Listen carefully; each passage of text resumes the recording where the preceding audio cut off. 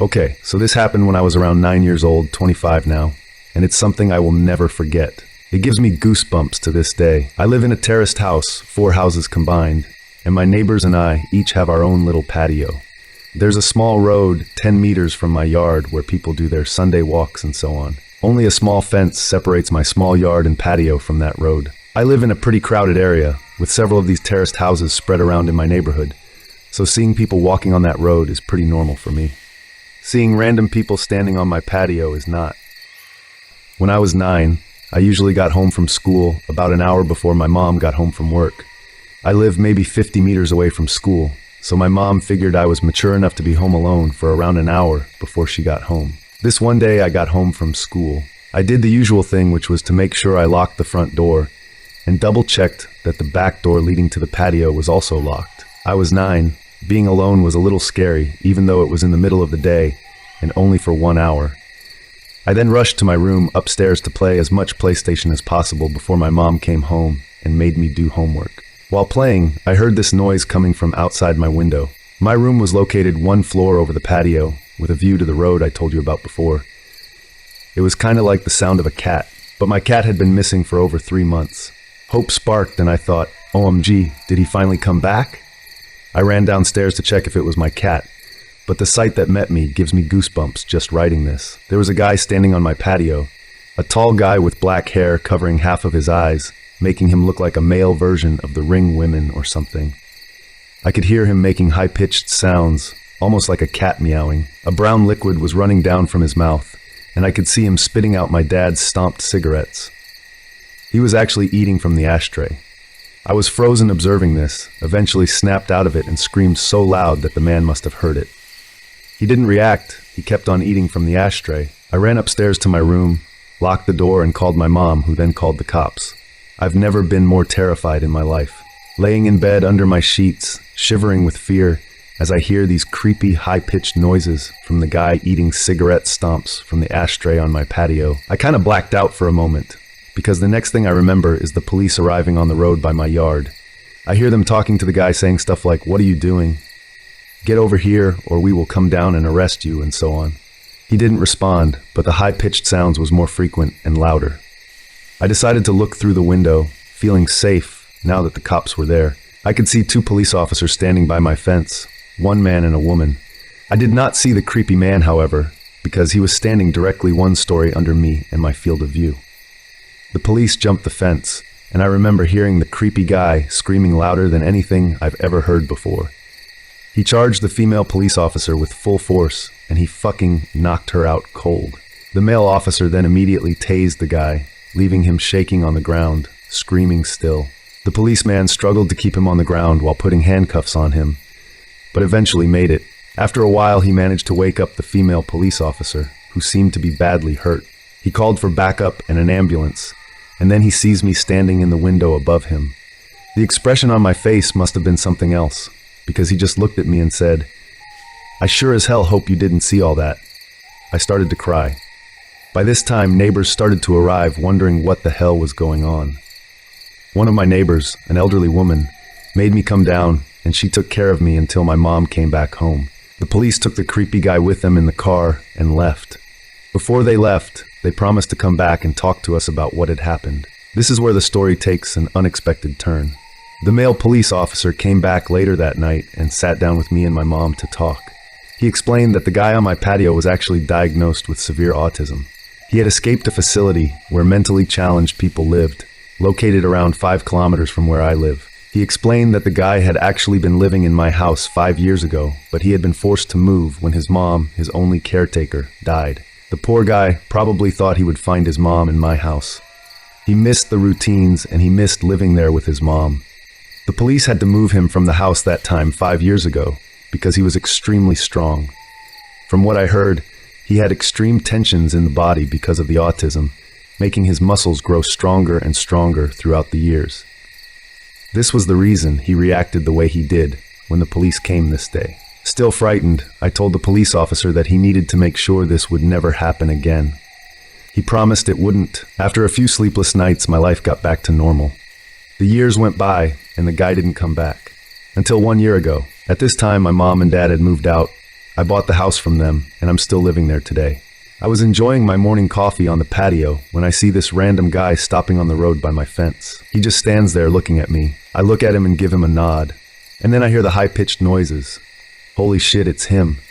His hair had turned gray, but the high-pitched sounds made me realize. My heart started racing, and I instantly remembered the reason why he was back. I realized that he must have managed to escape again. Because I kept my cool a bit longer than when was 9, I started to realize how sorry I felt for the guy. 16 years later, and he was back to look for his mom. I decided to carefully ask him if he wanted to come down to the patio. He instantly jumped the fence. I started to think he would knock me out like he did to that police officer. He didn't. He smiled. He looked at me and smiled. I offered him to sit down. He didn't respond. I offered him to come inside. He started laughing. We went inside. His face lit up pure joy. He was home. It reminded him of the life he had with his mom. It almost made me tear up. All of a sudden, he sat down in my couch, turned on my TV, and switched directly to the cartoons. I observed him for a while. He was just completely focused on the cartoons. I just wanted him to enjoy the moment, so I didn't say anything to him. I realized I had to call the facility to let them know. The caretakers arrived 10 minutes later. After a lot of convincing, he got back up, crying, and they went back to the facility. I called the facility 2 days later. We made a deal. His name is Tom, and I now consider Tom my friend. Every Sunday from the day he returned, Tom and his caretakers visit me to watch cartoons. They say it's the highlight of his week. It makes my heart warm. Now, for several years, my thoughts were, let's not meet guy on my patio eating from the ashtray. Now my thoughts are, let's meet every Sunday to watch cartoons. My friend Tom. A few years ago, I was renting a house in Northern California. The neighborhood was just outside the suburbs. It seemed like the perfect balance of having space and having nice neighbors close enough not to feel isolated.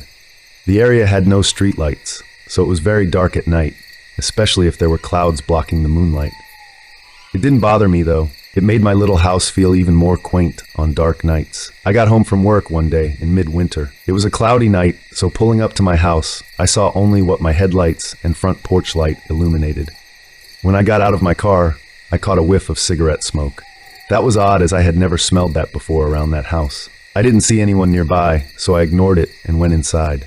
I had just got off a shift with a few hours of overtime, so I felt pretty tired.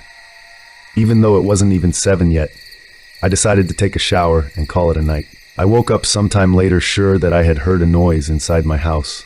I wasn't worried right away because my friend would sometimes stop by to use my shower after work on his way to his night classes. I even gave him a spare key so he could stop by even if I wasn't home. He would always text me to let me know beforehand though, and I hadn't heard my phone go off. I reached over to my bedside table and picked up my cell phone to see if my friend had sent me a text. The bright light from my phone's screen and number pad blinded me. These were the days before phones had a light sensor that would dim the screen in the dark, and this particular phone was so bright I could use it as a flashlight. Through squinted eyes, I could make out that it was 9-something, but I couldn't tell if I had an unread text or not. I set my phone aside and called out my friend's name. There were a couple of seconds of silence before I heard loud footfalls as someone started running through the bottom floor of my house. I leapt out of bed and ran to the closet. They were already up the stairs by the time I had opened the door and stepped inside. That house had 3 rooms upstairs, 2 bedrooms on either side of the hallway, the one I was in and a spare, and a bathroom at the end. The bedroom doors were both closed, but the bathroom door was cracked open. I heard whoever was in my house thunder down the hallway past my door and into the bathroom. Thank God he did. That gave me enough time to open the attic access in the ceiling of my closet and hoist myself up. I had just started to lift myself up when the person ran back out of the bathroom. My feet were barely inside of the attic when my bedroom door burst open. I heard footsteps run into my room and stop. When they didn't see me in that room, they ran back to the hallway and into the other room, which just had boxes stacked in a corner, some weights, and a table where I painted my miniature models. I guess they decided that if someone were hiding, it would be in the bedroom because they charged back into my room and turned on the light. A moment later, the closet door was ripped open. I was crouched in my attic just a foot or so away from the access, so I could try to stop them if they started to climb up. From my vantage point, all I could see was from about their knee down. They were wearing dirty blue jeans with frayed cuffs and worn work boots. After a few seconds of looking in the closet, they stepped away and I heard a loud crash come from my room, followed by a scream of frustration and anger. That scream was the most unnerving part of the incident for me. It reminded me far too much of my stepfather, who would scream in a similar way when he lost his temper. He would eventually be put in a mental hospital for several mental disorders that resulted in erratic and violent tendencies. The man in my house ran back down the stairs. I heard crashes and clatters as things were thrown around and furniture was knocked over. I stayed crouched in the attic. I had left my cell phone when I ran for the closet, and I wasn't certain I could climb down without him hearing. After some time, the noises stopped. I started counting slowly. When I reached 1,000, I decided it was safe enough to climb down and call the police. The first thing I noticed when I exited the closet was the intruder had flipped my bed over. I assume in an attempt to find me. That was the loud noise I had heard after he stepped away from the closet. I couldn't find my cell phone, so I went to the landline by the bed and called the police. I waited in my room until I heard them call out from downstairs. The first floor was a mess, but I had expected that. Chairs had been knocked over, the sofa had been flipped. All the books, pictures, and knickknacks I had on my shelves were strewn across the floor. The cupboards in the kitchen had been opened, and all the boxed and canned foods had been thrown to the ground. As far as I could tell, though, the only thing missing was a single knife out of the wooden block in my kitchen. The police checked the house from top to bottom. They found that the side door had been forced open by something like a crowbar. They also found a few cigarette butts along my fence line, along with some foil and an empty pen tube, which the police said people often used to smoke meth, so they think he had been watching my house for a while. I realized that he must have been out there smoking a cigarette when I got home. They collected up the evidence and told me I should stay with family or friends that night and get that door fixed as soon as possible. I opted to just not sleep. I moved a shelf over to block the broken door and spent the next couple hours cleaning things up. I would often go to the window with a flashlight and shine it along the fence line where the police found the cigarette butts and foil, but I didn't see anything. The next day I called to have the door fixed and motion lights installed at the back and sides of my house. I ran a phone cable up into the attic and added a landline. I never wanted to be stuck up there without a phone again. Nothing else happened at that house though. I lived there another 3 years without incident. One more precaution I took was practicing getting out of my bed, going to my closet, and climbing into the attic as quickly and quietly as possible. I even kept at it when I moved, except now I go to a crawl space at the back of the closet instead of the attic. I try not to think about what would have happened if I had been a bit slower getting to the attic, or if he hadn't gone into the bathroom at the end of the hall first. So a couple of months ago, me and my family of 4, plus 2 dogs, moved house from living in a village to living in a small old farmhouse. The new house is a 10-minute drive from the nearest town, so it's not too far, but it's one of 2 houses in the area. The other house's occupants were in the process of moving out, so they were rarely home, with hardly anything surrounding it apart from fields, one tucked-away house, and one road connecting us to the town. A few days after officially moving there and unpacking most of our stuff, my parents had to go out to work. Their jobs usually mean that on weekdays, I have to wait until they finish work for them to pick me up and drive me home. On weekends, this means I stay home unbothered until around evening when my parents get home or my brother wakes up. He usually sleeps for 16 hours at a time due to his crowded schedule or something. On this particular weekend, my parents decided that after work they were going to visit a friend's house on the other side of the area.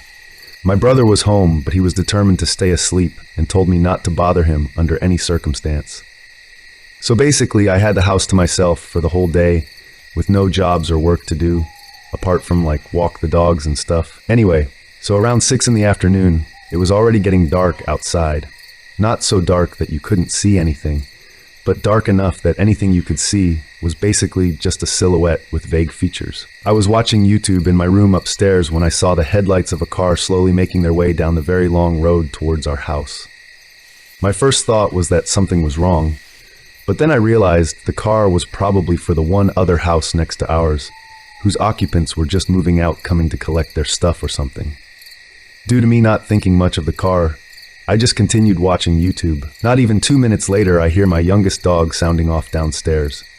I instantly get the worst vibe I have felt in a long time, so I decided the best course of action would be to go downstairs and investigate what was causing my dog to bark.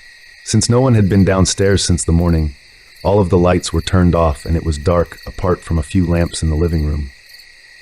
When I got downstairs, I looked to see where the dog was barking. Out the window. My dog had stopped barking as much since I was there now, but just to make sure everything was fine, I looked out the window to see what the cause of his distress was. When I opened the curtains enough so I could get a clear look out the window, I saw a car, still running, sitting in front of my garden. It took me a quick second in the dark to also notice that the front gate to my garden was open. My garden is surrounded by a low stone wall with a wooden fence on a latch. I then realized that a man I had never seen before was standing just beyond the open gate surveying the house, looking through the upstairs windows, presumably for human activity. I stared in bewilderment at this person for what felt like a really long moment before he turned and looked into the window I was staring out of. We locked eyes for about 3 seconds. He looked as shocked as I was. Moments later, he started running towards the car, and in my shock, I didn't know what to do but run upstairs and get my brother. By then, the dogs had made enough noise to wake my brother up, so I ran into his room and frantically yelled at him to come downstairs and look. By the time I managed to get him downstairs, the car had turned around and was just pulling away. The road outside my house leads to a dead end, and it's really hard to turn around as there isn't much space. It usually takes a min. We saw the car speed off down the driveway, and we just stood in shock for a while before any of us spoke. We decided I should call our parents and tell them to come home and explain what happened. After around another hour, both my parents were home and neither of them believed me, brushing it off as probably just someone lost, and told me there was no need to call the police, so I felt really dumb for a while. Fast forward about 3 days. I was in school talking to my friends, and I found out that on the exact night this occurred, there had been a string of serial robberies around the area. Mainly isolated farmhouses were hit.